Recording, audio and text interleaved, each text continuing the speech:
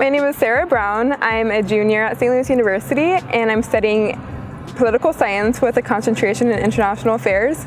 I also have a minor in international business, and I'm from O'Fallon, Illinois.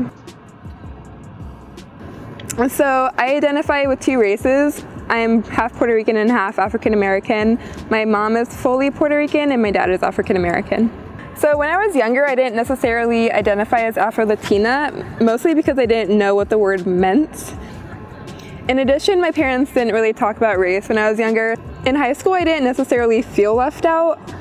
My high school was extremely diverse, and all of my friends were of different races, basically. We went to the movies at High Point Theater, and we saw A Beautiful Boy with Timothy Chalamet. It's pretty good. I saw it with my two roommates, Jaskiran and Linnea. It was pretty good. It was a tearjerker for sure, but I give it a 10 out of 10. Wait, I don't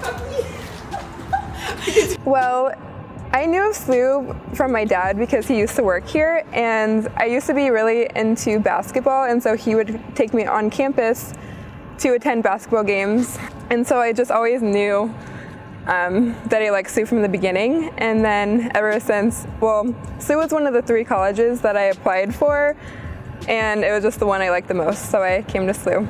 When I came to SLU, I noticed that it wasn't as diverse as they say they are.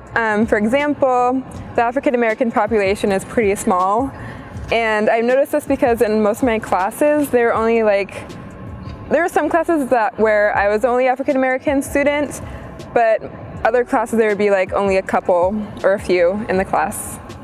How does that make me feel? Angry. No, I'm kidding. The small African American population at St. Louis University kind of makes me feel like an outcast in a way, because in my eyes, whenever I walk around campus, so the campus is predominantly white, SLU prides themselves on diversity, and it doesn't show in their student population. SLU does have an African American club called the Black Student Alliance. I haven't personally gone myself, just because I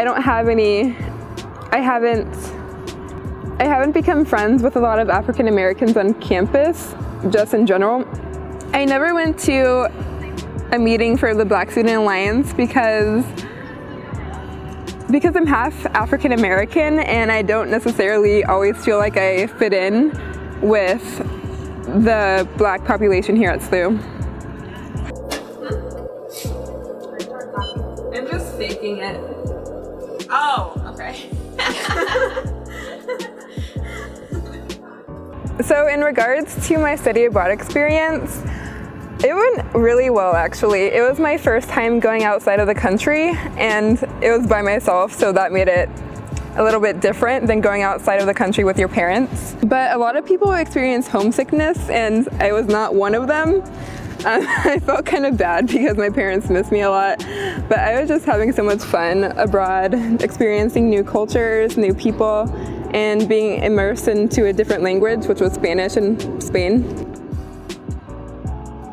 One thing that I learned when I was abroad is that the world is so huge, and that I've been contained in the US for so many years, and now that I've been outside of the US, I just want to travel.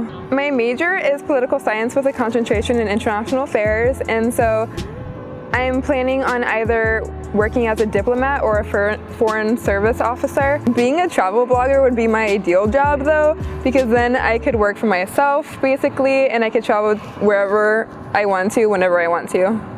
I definitely took a lot of pictures when I was abroad, and so I could make an Instagram or a blog about my past traveling if I wanted to. That would definitely help kickstart my career as a travel blogger in the future.